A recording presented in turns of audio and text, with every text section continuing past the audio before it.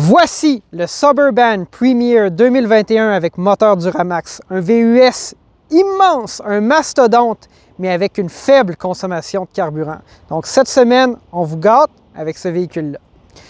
On vous rappelle que si vous croyez qu'on le mérite, en fait, si vous pensez que notre contenu est assez bon puis qu'il vaut la peine de revenir le voir la semaine prochaine puis la semaine suivante, vous pouvez vous abonner à la chaîne en cliquant sur le bouton subscribe, puis ensuite cliquer sur la petite cloche pour être notifié. Si vous voulez nous prêter votre véhicule pour qu'on en fasse l'essai, vous pouvez toujours nous écrire à plusdemillage@gmail.com. Avec les joies de l'hiver au Québec, il fait à peu près 0 puis il pleut, mélange pluie, neige, pluie verglaçante. Aujourd'hui, c'est pas parfait, mais on a le Suburban avec nous. Donc, c'est un véhicule là, qui mesure près de 20 pieds de long. C'est vraiment immense. En fait, c'est 5,7 mètres exactement. C'est la version allongée, si vous voulez, du Chevrolet Tahoe. C'est vraiment énorme. On a les marchepieds, en fait, qui se déploient automatiquement sur ce véhicule-là. On pourra peut-être mettre une petite vidéo après séparée pour ça. On a les roues en option de 22 pouces sur le Suburban. C'est vraiment immense. C'est une option à 3 000 $. Mais honnêtement, de ce qu'on a pu voir cette semaine, ça ne compromet pas le confort. Là, donc, c'est quand même surprenamment confortable malgré les roues de 22 pouces qui ont du 275 mm de large. Donc, on se déplace, puis ça fait vraiment toute la longueur du Suburban. Ce qui est bien avec le Suburban, c'est l'espace de chargement. Donc, on a fait des emplettes, petit bidon de lave-glace. On va voir si on a assez d'espace pour rentrer ça dans le fameux Suburban. Donc, on va ouvrir le coffre. Alex, la troisième rangée de bancs est relevée. Je pense qu'on va manquer d'espace. On va baisser ça.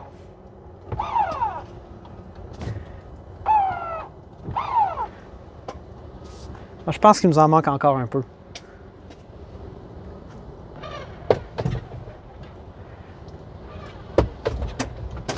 Je pense qu'on va être correct.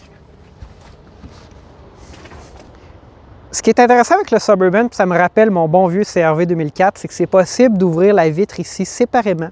Donc, si vous avez des petits objets, puis que vous n'avez pas nécessairement besoin ou envie d'ouvrir le coffre au complet, bien, vous pouvez ouvrir la vitre, vous pouvez déposer vos choses à l'intérieur. Puis ça, je trouve ça vraiment pratique.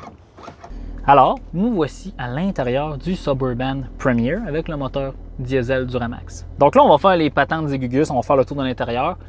Il y a des choses qu'on ne va pas couvrir parce qu'évidemment, il y a beaucoup de choses qui sont juste traditionnelles, standards, c'est surtout les véhicules GM. Rapidement, le système d'infodivertissement, là, toujours aussi smooth, toujours la même chose. C'est comme le Sierra Denali, c'est comme la Chevrolet Bolt 2020, la Chevrolet Bolt EUV, c'est comme le Cadillac XT4. Ça n'a pas changé. Donc, dites-vous que ça fonctionne très bien, le système de navigation est excellent, c'est smooth, Android Auto sans fil, on appuie longtemps sur menu, paf, ça rentre dans Android Auto, tout est là. Fait que ça, c'est simple. Ensuite, petite chose qu'on voulait vous dire, voyez-vous là, le trajet ici de 904 km, 11,8 litres au 100, ça, c'est la fin du voyage, du vidéo, là, du défi de 1000 km en Gaspésie, plus 200 km en ville à Québec, ça fait une moyenne de 11,8. Fait que même en ville, ce véhicule-là, pour sa grosseur, a une consommation de diesel qui est absolument raisonnable. L'autostop embarque au feu rouge. Super. Ce qui est un peu différent, évidemment, je pense que tous les constructeurs essaient de réinventer le levier de vitesse. Là. Mais voyez-vous, GM dans le Yukon, le Cadillac Escalade et le Suburban / Tahoe sont allés pour des boutons. Donc là, on a le parking, la marche arrière, le neutre, drive, aller par en avant, puis le mode L qu'on peut sélectionner les vitesses. Puis là, vous allez me dire, c'est quoi, Alexandre, ces deux trous-là ici? Mais en réalité, c'est pour l'utiliser avec des gants. T'sais, on appuie sur marche arrière, marche avant, parking. C'est quand même assez facile à utiliser, c'est bien. Ça m'emmène à quelque part aussi. Regardez, caméra de recul, caméra 360. Encore une fois, ça, c'est excellent. C'est ce qui rend ce véhicule-là facile à parquer. Donc, sans ça, là, je ne suis pas sûr que on pourrait parquer ça, que ce soit au centre-ville à Montréal ou n'importe où dans un centre d'achat. Donc, ça, c'est super. Aussi, petite chose qu'on a remarqué, là, on a un petit voyant, un petit témoin de check engine. J'ai roulé le code là, avec mon petit port OBD2. C'est le système de climatisation. Là, il y a des volets là, qui semblent bloqués. Fait que là, c'est arrivé 2 fois, même qu'une fois la climatisation, c'est juste éteinte, il a fallu que j'efface les codes. Fait que dans le fond, ça, on va dans le prochain podcast, lorsqu'on va parler plus en détail du Suburban, on vous reviendra parce que clairement, il y a un petit pépin ici. Là, mais sinon, tout le reste du véhicule rien à dire, le point de vue fiabilité ou qualité. Ce qui est particulier du Suburban puis du Tahoe, c'est qu'en fait, bien que ce soit des voitures qui sont souvent achetées par des flottes, des compagnies de construction, des compagnies comme Hydro-Québec qui ont besoin de déplacer des gens sur des longues distances, ce genre de choses-là, c'est aussi un des véhicules de prédilection pour des gens qui sont riches, qui se font conduire, puis qui veulent rester discrets, plus discrets qu'un Cadillac Escalade.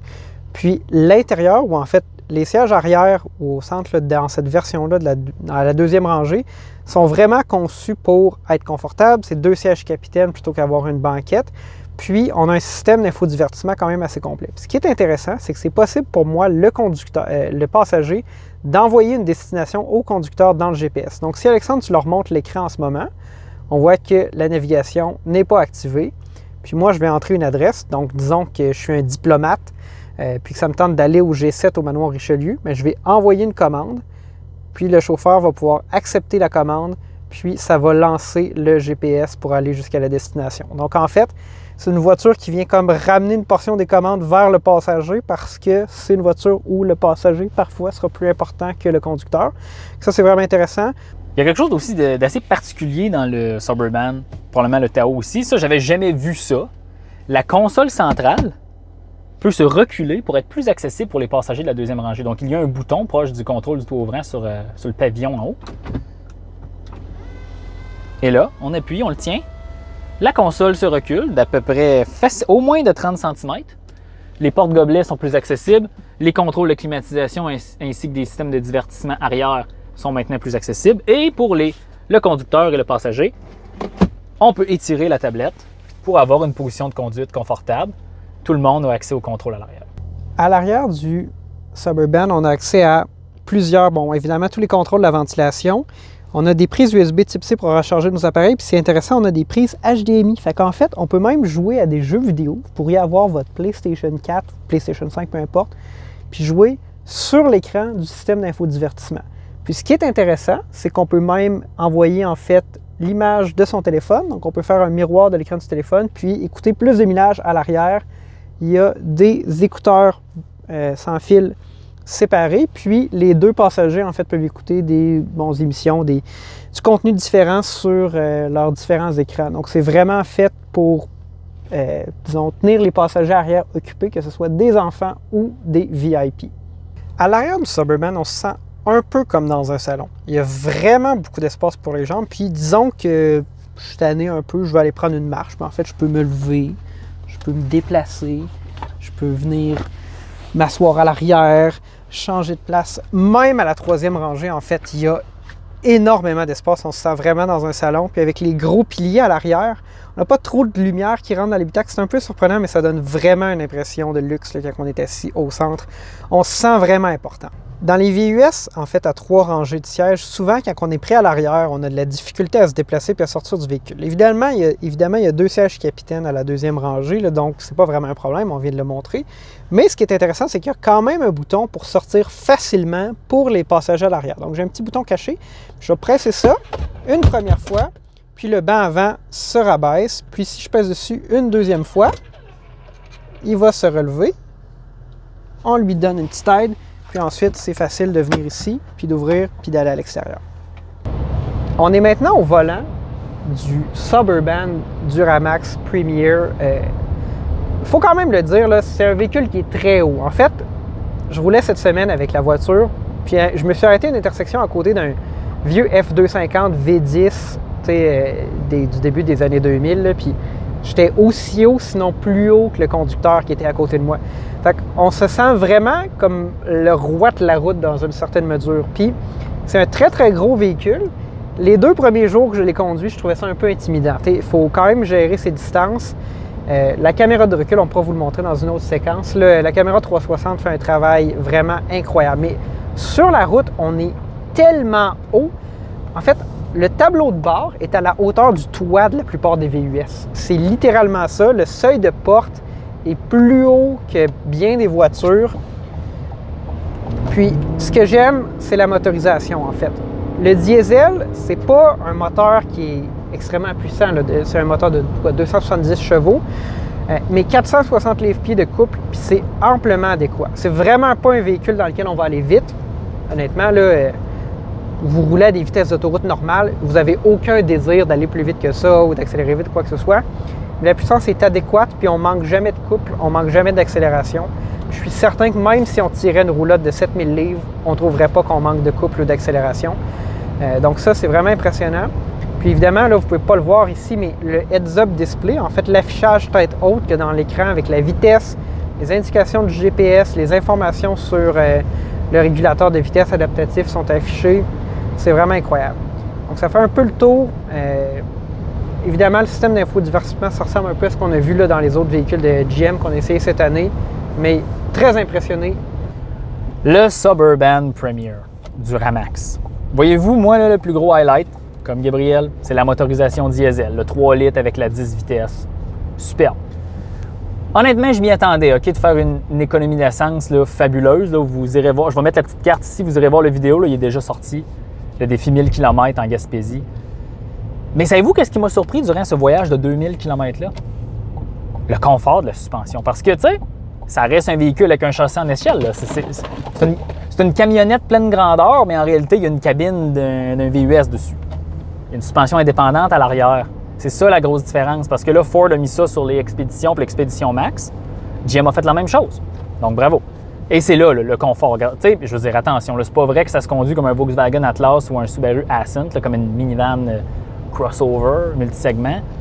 Mais ça se conduit mieux que la camionnette pleine grandeur sur laquelle ce véhicule-là est bâti.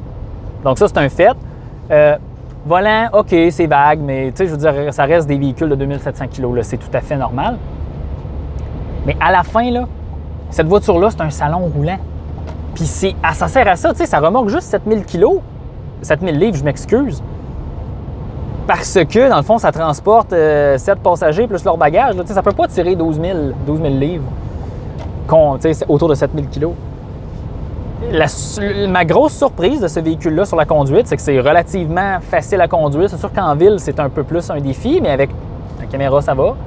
Mais vraiment, c'est le confort de la suspension. Tu sens rien. Siège super confortable. C'est souvent, on ne dit pas souvent ça des voitures américaines. Siège super confortable. Il n'y a pas de support, c'est normal, c'est un gros VUS, mais ils ne sont pas trop mous non plus. C'est un bon siège de qualité. C'est vraiment une voiture. Traverser le Canada avec ça, là, ça serait un rêve. Peut-être GM, hein? Peut-être un jour, on pourrait se faire quelque chose. Là. Traversons le Canada en genre 3 pleins d'essence. Une affaire de même, là, en 4 pleins d'essence. 4 pleins de diesel. Mais, ouais.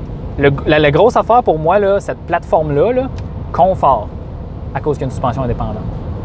Donc là, Gab, on est assis à la 3e rangée du Suburban. D'ailleurs, c'est la première fois qu'on peut filmer une vidéo quasiment entièrement à l'intérieur. Oui, effectivement, c'est quand même surprenant. L'espace en avant de nous, je ne vais pas mettre mes pieds sur le siège avant moi, mais j'aimerais vraiment ça le faire parce que je sais que je pourrais. Mais on ne va pas le salir. Alex, c'est incroyable l'espace ici. Tu sais, je veux dire, c'est le plus gros VUS sur le marché là, en termes de largeur, hauteur, longueur. Ce qui me surprend, c'est que, tu sais, je veux dire, une personne normale va faire, mettons, entre 10 et 12 litres au 100 dans la vie de tous les jours. Lorsqu'il va faire de l'autoroute, ça va descendre à 8, peut-être même en bas de 8 l'été dans des conditions idéales. Je veux dire... La réalité, c'est que c'est une consommation d'essence similaire. Là. Je l'ai pris pour la semaine à mon RAV4 2013, qui était un VUS 4 cylindres japonais, non hybride. Et 9 litres au 100 km dans le road trip de 1000 km en Gaspésie, c'est capoté. J'aurais eu de la difficulté à faire ça avec mon véhicule, qui est un 4 cylindres à essence puis qui pèse... Quoi, 1000 kg de moins? 1,2 tonnes de moins. 1,2 tonnes de moins. C'est vraiment incroyable cette capacité-là qu'on a avec une consommation d'essence ou de diesel, en fait, vraiment raisonnable. Mais il faut qu'on parle de l'éléphant dans la pièce, en fait, c'est le prix. Le prix. 95 000 modèle, ce modèle-là précisément. Puis un Suburban Premier, ça commence à 78 000. Donc c'est des gros sous. Mais je veux dire, si vous avez les moyens et vous cherchez la voiture familiale ou la voiture pour faire de l'autoroute, pour vous cacher par excellence, je pense que vous l'avez trouvé. Regardez, on est en ce moment caché dedans. Personne ne peut savoir qu'est-ce qu'on fait. On va rien faire de bizarre, là, mais vous comprenez, là, c'est tout qu'un package de discrétion, de grande distance, de confort et de practicalité. Parce que regardez, là, je veux dire, on peut dîner ici, on peut faire une émission de cuisine quasiment. Effectivement. Puis, donc c'est ça, c'est un peu plus discret qu'un Cadillac Escalade, mais ça a un niveau de luxe qui est quand même assez impressionnant. Puis, je pense que comme dans le passé, on va quand même voir une forte majorité ou une bonne proportion des Suburban qui sont vendus, en fait, qui sont des véhicules de flotte à des entreprises, des gens qui font de l'escorte routière, ce genre de choses-là.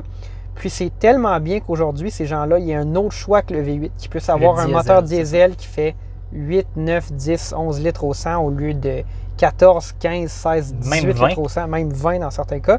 Donc, on s'entend, là, c'est le plus gros VUS sur le marché, mais c'est incroyable la consommation. Puis l'autonomie, 1000 km l'hiver, c'est vraiment incroyable. Alors sur ce, on espère vous revoir dans un autre fabuleux vidéo de Plus de Millage. On se dit à la prochaine.